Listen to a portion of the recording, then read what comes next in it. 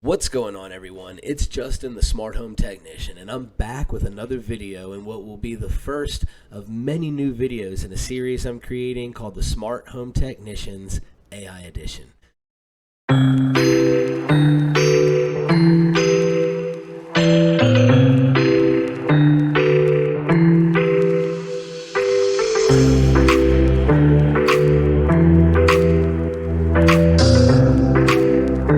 All right. What I would like to happen in this new series of videos that I'm creating is I'd like to share all the new information that I'm learning as I'm currently blazing this new trail through artificial intelligence myself. And I'd like to take all of this cool stuff that I'm learning to help make myself more productive, more efficient, and help to spark my creativity and share it with you guys.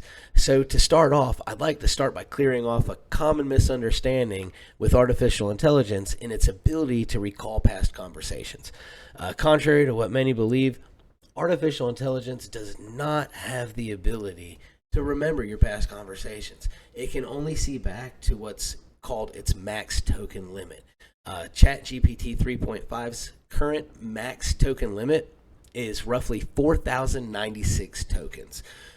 If you'd like to know what a token is, you can go to Chat GPT's help page, and they break it down pretty comprehensively right here for you. One token is about 4 characters in the English language.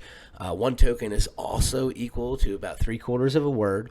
100 tokens is about 75 words, and they break it down even further. 1 to 2 sentences is 30 tokens. 1 paragraph is roughly 100 tokens, and 1,500 words is roughly half of ChatGPT 3.5's processing power of 2,048 tokens. So the full power would be 4,096 tokens, but half is 2,000, roughly 2,000 tokens. So you want to keep that in mind, because that is also included in the input and the output. The input being the information that you feed ChatGPT, either in the question or the information that you feed it before the question as a primer, and then the output as well.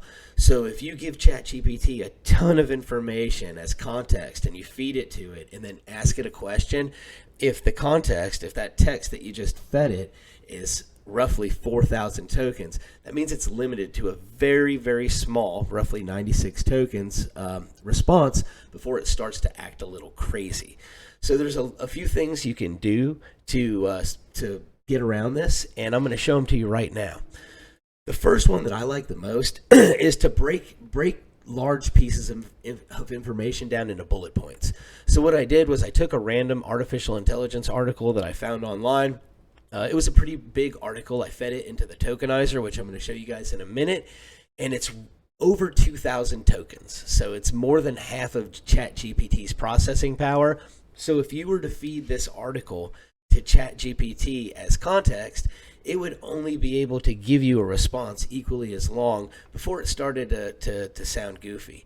So one way to get around this is to take the article and to ask it to break it down into bullet points. So I did that right here, as you can see. It did, and then I further asked it to break it down into numbered bullet points. I asked it to number my bullet points for me. That way I can refer to them very easily. So it did that for me, and then now, if I wanted to, I could say, ChatGPT, please refer to bullet point 5 and blah, blah, blah, blah, blah, okay?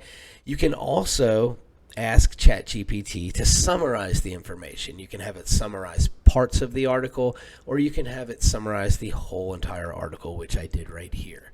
And therefore, you're taking this huge amount of text, which would take up 2,394 tokens, more than half of the processing power of ChatGPT, and you're breaking it down into a much smaller piece of text that ChatGPT can then you can then take and feed to ChatGPT and have it have the ability to give you a much more thorough and detailed response.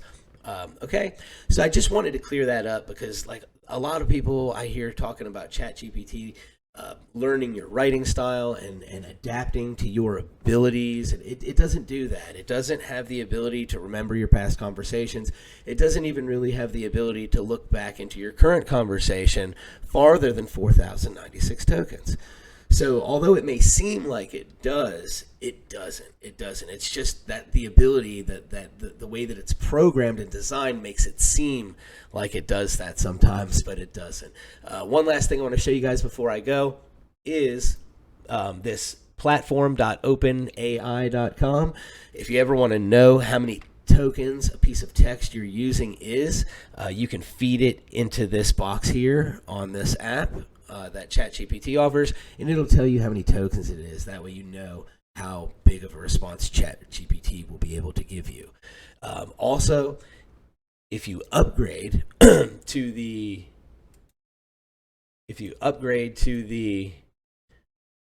Pro plan, you have access to Chat GPT 4, which has double the token amount and basically the ability to just give you a much, much better and more detailed response.